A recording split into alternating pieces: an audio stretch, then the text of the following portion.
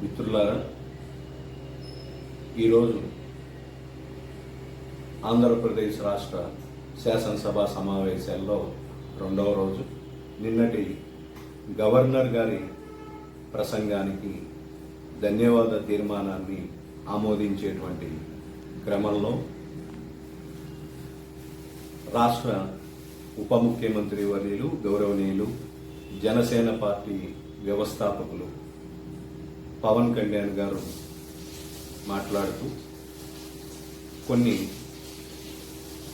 ఆశించదగినటువంటి ప్రభుత్వం నుండి మనం కోరుకునేటువంటి అంశాలని సభ దృష్టి ముందుంచడం జరిగింది. దానికి కట్టుబడమని చెప్పేసి కూడా సభలో ఉన్నటువంటి సభ్యులందరినీ వారు కోరి ఉన్నారు.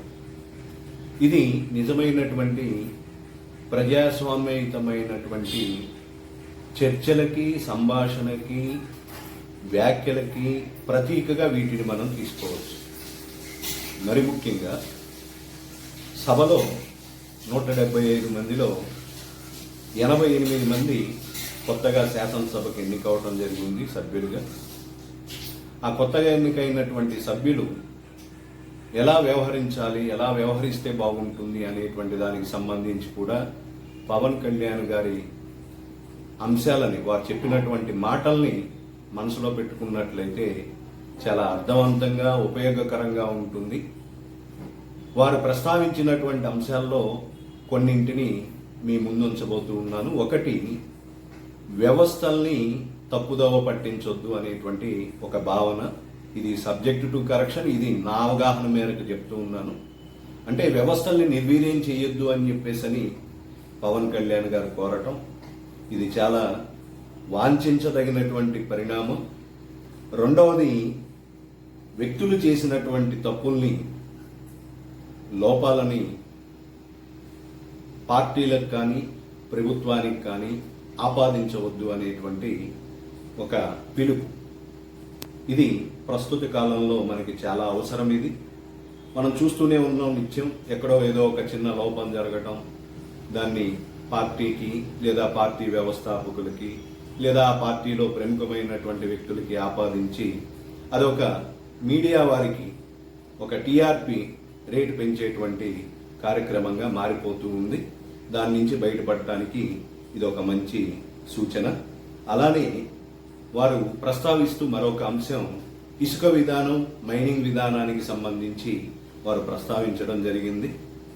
ఈ సందర్భంలో వారు మాట్లాడుతూ, గత ప్రభుత్వంలో చేసినటువంటి పొరపాట్లు కనుక జనసేన పార్టీకి సంబంధించినటువంటి వ్యక్తులు ఎవరైనా చేస్తే, అటువైపు అడుగులు వేస్తే వారిని పార్టీ నుంచి వదులుకోవటానికైనా సిద్ధమే, అంతేగాని వారిని కొనసాగించను నేను సైతం అని చెప్పేసని సభ దృష్టికి తీసుకురావటం అనేది మరింత హర్షణీయమైనటువంటి సంఘటన. అలానే మరొక అంశం ఏంటంటే, ప్రోటోకాల్ విషయంలో సామాన్య ప్రజలు ఎదుర్కొంటున్నటువంటి ట్రాఫిక్ సమస్య. బహుశా ఇంత ముందు వరకు, అంటే ఇప్పటి వరకు ఈ రకమైనటువంటి ఆలోచన సభ దృష్టికి తీసుకొచ్చినటువంటి వ్యక్తులు చాలా అరుదు. దాన్ని ప్రస్తావించి అటువైపు చర్యలు తీసుకోమని చెప్పేసి ప్రభుత్వ పరంగా అధికారులు కోరటం అనేది చాలా అరుదైనటువంటి అంశం. అలానే ఎమ్మెల్యేలు, ఎమ్మెల్సీలు రాష్ట్ర భవిష్యత్తుకి ఎలా అయితే కట్టుబడి ఉన్నామో, అదేవిధంగా బ్యూరోక్రాట్స్ కూడా బాధ్యతాయుతంగా వ్యవహరించండి. అంటే ఎక్కడా కూడా పక్షపాత ధోరణి అనేటువంటిది కానీ, లోటుపాట్లకు కానీ పాల్పడకుండా ఇంపార్షియల్ మేనర్లో, న్యూట్రాలిటీ మేనర్లో బాధ్యతాయుతంగా, కమిటెడ్గా ఎప్పుడైతే మనందరం భాగస్వాములు అవుతామో అప్పుడు ఈ రాష్ట్రం అభివృద్ధి చెందుతుంది అనేటువంటి అంశాన్ని సభ దృష్టికి తీసుకురావడం. ఇవన్నీ ఒక భాగమైతే, మీడియా యొక్క పాత్రను కూడా చాలా స్పష్టంగా, మీడియా యొక్క రోల్ ఏంటి, ఎలా వ్యవహరించాలి, ఎలా వ్యవహరిస్తే అటు ప్రజలకి ఇటు ప్రభుత్వానికి నిజమైనటువంటి వారధిగా మీడియా అనేటువంటిది గుర్తించబడుతుంది, దాన్ని ఏ విధంగా మనం బాధ్యతాయుతంగా చేయవలసి ఉంటుంది అనే దానికి సంబంధించి కూడా వారు ప్రస్తావించినటువంటి అంశం. చివరిలో వారు ఒక అంశాన్ని చెప్పారు. అంటే నా పరిశీలనలో నేను గమనించింది, సభ ఆధ్వర్యంలో 175 మంది ఎమ్మెల్యేల సాక్షిగా గౌరవ ముఖ్యమంత్రి గారి సాక్షిగా వారు ఒక విషయాన్ని సభ దృష్టికి తీసుకొచ్చున్నారు. అదేంటయ్యా అంటే, నేను సైతం ఈ పదవిలో ఉండంగా, విధి నిర్వహణలో ఉండంగా ఏదైనా లోపం గనక జరిగి ఉన్నట్లయితే, నష్టం గనక జరిగి ఉన్నట్లయితే నా పైన కూడా చట్టపరంగా చర్యలు తీసుకోవడానికి నేను సిద్ధంగా ఉన్నాను.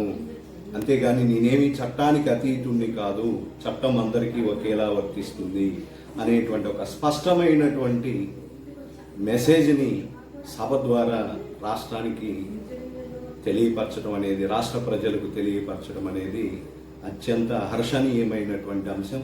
ఈ అంశాల ఆధారంగా చేసుకొని జనసేన వ్యవస్థాపకులు, గౌరవ ఉప ముఖ్యమంత్రి గారైనటువంటి పవన్ కళ్యాణ్ గారికి ఈ రాష్ట్ర ప్రజలందరి తరపున, ఏ ప్రజలైతే కూటమి ప్రభుత్వాన్ని వాంఛించారో ఆ వాంఛించినటువంటి వ్యక్తులందరి తరపున